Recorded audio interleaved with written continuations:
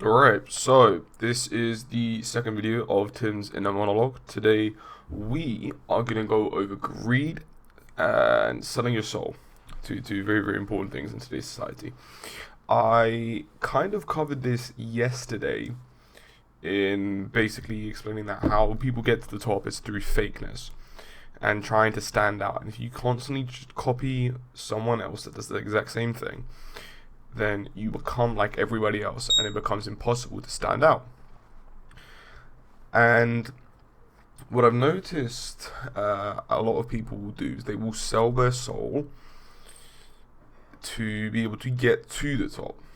And what I mean by selling their soul is that they go against God, and a lot of the time they do sign contracts that, basically say if you worship X, Y, and Z, or if you are to denounce this, and that, we will give you X, Y, and Z. So I don't want to go into the conspiracy theories too much because eventually they will be true. But what I will go over is greed, which is very, very important in today's society, and then the latter, which will be selling your soul. So in the Bible, it teaches us that we cannot be lovers of money. Simple as that. Right? You cannot love the world and you cannot love God. You have to turn your back on one person.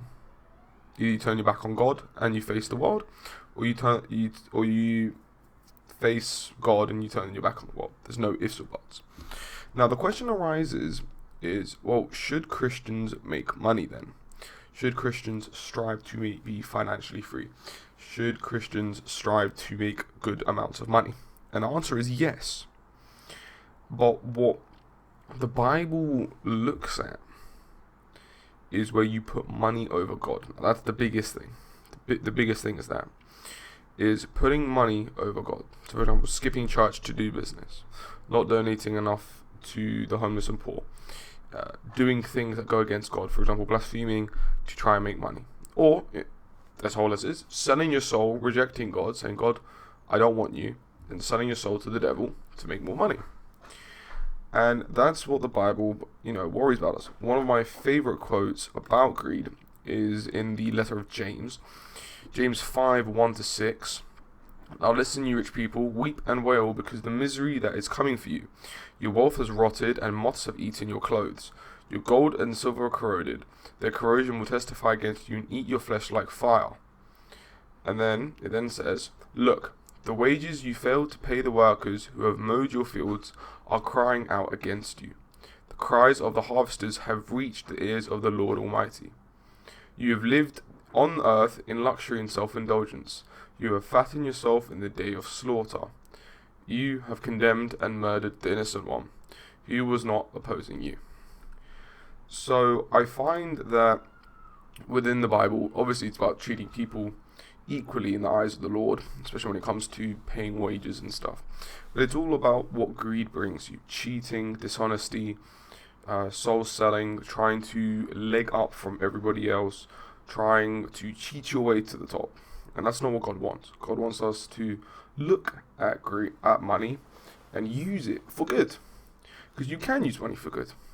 You can use money to donate to the poor. You can use money to better your family, to retire your parents, to pay off any debt that your family may have, to be able to sit down with your parents and say you'll never have to work a day in your life again, to grow your own family and be financially free in that perspective as well. But it's the point where you become greedy. Now, greed is something that plagues us all, including myself, especially as somebody that is a trader. And greed is an emotion that we all feel. It is all a sin. And it's something that will ruin you, right? Because you fail to let go and you have this premise of wanting to make more. And that's where Satan comes. Satan goes, oh, you know what, Tim, you can be greedy, get more. Ignore everything else, get more and more and more. And you tend to forget, A, the achievements that have come through, and B, you spend so much time trying to make money, you effectively ignore God. Sorry God, I'm not going to church this week, I'm going to work on my business. Sorry God, I don't have 5 minutes to pray every night, because I need to be working on my business. And if you put money in the forefront of everything, if you put money as the full focus of everything, you will completely forget about God. You will completely ignore Him, and you will sit there and just always focus about money. Now, where does money obviously lead you? Where does the full focus of money lead you? And effectively leads you down a complete dark rabbit hole. You might be wondering, why is it that the majority of Hollywood people, the majority of, the biggest people in the world, how do they get to, fruition? How do they become famous? And eventually, when you make enough money, or you're more important, you are obviously approached by certain people in this world. And you are offered to either sign your soul to the devil, become, rich in the world, become rich in money, rich in fame, rich in fortune, be protected against other people that want, obviously, the end of you. So they sign you like a double-edged sword sort of contract. If you sign your soul, if you sell your soul, we'll protect you against us. So we're not going to slander you in the news. We're not going to push you away. We're going to make sure that you're at the top of the top and you're always protected against whatever happens. And that's where money can lead you to. Now, granted, obviously, there are many Christian business owners, there are many Christian Hollywood stars, there are many Christian not icons, but just important and massive people. And of course, but if you look at their life, they seem to be attacked by every single angle to denounce their faith, to go against their beliefs, and they're not as popular as everyone else. They're not openly promoted by the news. They're not openly promoted by the media, and that's the, I guess, harsh reality of it all, right? Having this emotion of greed not only clouds your judgment to become level-headed, right? Because in your mind, you're always just thinking about the ways to make the next money. But I find back when it comes to greed as well, you forget what life truly is. Life isn't something where you spend every single day sat in your room working 16 to 20 hours a day for 30, 40, 50 years at a time and not enjoying what life is. And that is the, I guess, reality of what life. That is the harsh reality. As much as, obviously, there are people that are billionaires, they don't have time. It's like, I read a sort of story. A Mexican man would fish, go to the beaches every day, and he would fish, and he would catch one fish. After he caught the one fish, he would go to his family, they would cook the fish, and then they would sit on the beach all day, drink wine, and eat the fish, and he was happy. A US businessman walked up to the fisherman and said, if you were to buy a boat, so keep on fishing, sell the fish instead of eating it, buy yourself a boat, then you can catch more fish, and then you can sell the fish and buy more boats. Then once you have more boats, you can open up a business and an LLC. Once you have this, you can then scale into a high fishing business. You can make millions. And then after a while, you can buy naval ships. And then after that, you can put your business, your LLC, on the stock market. And then once it's on the stock market, people can buy your company off you, and you can make billions and billions. But it's going to take a couple years. It's going to take 20 to 30 years. And then after that, once you've made billions, you can finally retire and be free.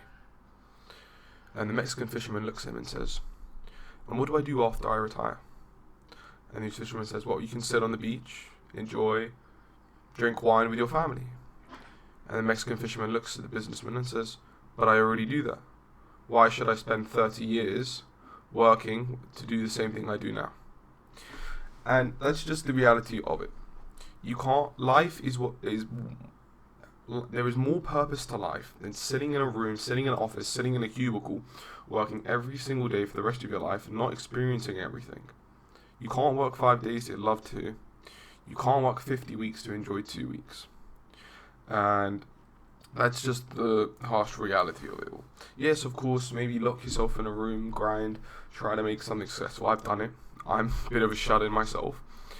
But I know that there's more things to do in life than sit there and just wallow in potential riches. Especially if the end goal is to do nothing at the end of it. Right, what's the point of billions and billions of pounds if you're going to do nothing, sit by the beach with wine and fish? Right? And greed provides us with this sort of mental inclarity. I don't know if inclarity is a word. Sort of like clouded judgment would be a better way to say it. Because we look at money as a way to get the next leg up. Well, we look and we're consumed by the idea of money. And of course, it's very, very difficult in today's world where everything is about money. You go into a shop, you buy something. What do you need? Money. The clothes that are on you, the cross that I paid for, the microphone, the PC, this room, the house that I'm in. Everything is about money. And it seems that we can't escape it. My advice to many of you that feel that you need to be rich beyond repairs is this. Are you rich in the eyes of the Lord, or are you rich in the eyes of the world? So you can make a lot of money, you can make good money. My goal is to make good money. But it's going to be done by honest practices, honest business practices, and with the forefront of God at everything I can do. Failure to do so, failure to sit there and say, oh, well, I'm going to reject God, or I can put God on pause for a few years. I can sell my soul online, make loads of money, and come back to God. It's like, you don't know if you've got those few years. I remember I mentioned in yesterday's video that you could die tomorrow. I could die the moment I leave this room. God has a date and time for everybody. We don't know when that date is. It's like in World War I and World War II, they said there's always a bullet with your name on it. Name, date, and time. It's not a matter of if, it's a matter of when. And I see more and more times online now, everybody's selling their soul. Everyone is doing immoral practices to get a way up. So in terms of attention, it's individuals committing crimes, it's individuals committing heinous things that you wouldn't think of. For example, I've seen Twitch streamers stealing puppies. I've seen them stealing foods. I've seen them trying to start fights with random individuals. I've seen people stealing phones, jewelry, clothes, food, in order to try and be the next best thing. I've seen people be rowdy, loud, ignorant, arrogant, annoying, to try and get the next best thing, or prerogative and saying stupid things to try and anger people and get the clicks. I've seen people sell their body online to try and get the next best amount of money. And that's where I want to lead this to. OF, well, we'll just call it that. There's a thing called OF management, where men manage models, quote unquote, and they collect a percentage of what the models make. Effectively, they're making money by making men get excited. It's PG as that is. And they make good money. They make very good money from what I've seen. But the harsh reality of it is, even though they might be making 6 figures a month, 6 figures a year, 7 figures a year, they're still doing the same heinous act of selling their soul for money. Just like Judas betrayed Jesus for 30 silver pieces.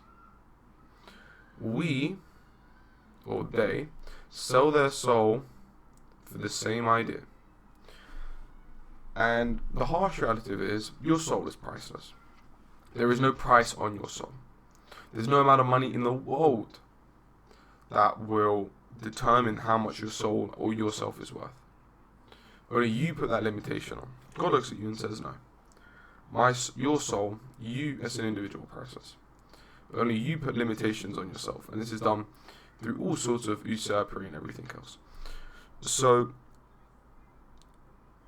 yeah. And when I talk to these people online through Twitter, most of the time it's through arguments and maybe some sort of insult as well.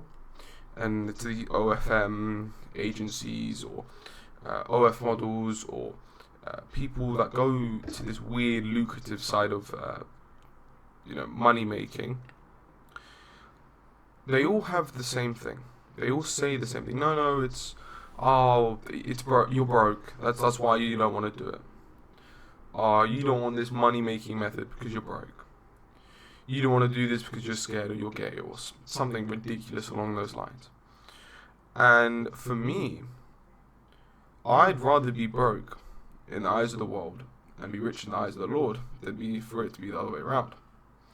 And that's what a lot of these OFM guys, they completely forget. Just because, and let's talk it away from what it really is. In the world, as a man, everyone has respect. Everyone works and works and works to get respect from other people, other men, other women, other families, political powers, whatever it may be. You selling your soul online to get paid every time a man gets excited gathers no respect from me, no respect from men, not boys, men. And the harshest thing is how are you supposed to explain to your family? Or how are you supposed to explain to your grandma or great grandma or your elders? How do you make money? How come you've got all these cars? Oh, I do marketing for men to get excited, and that's how I get paid. That's just disgusting. Do you not have any shame? Is there nothing in the back of your mind saying, oh, maybe we shouldn't do this? Are your morals that down the drain? You sit there and think, oh, do you know what would be a really, really good idea today? Is making men get excited and then flexing it online and then selling a course for other boys to do it. But, I mean, that's just the reality of it all.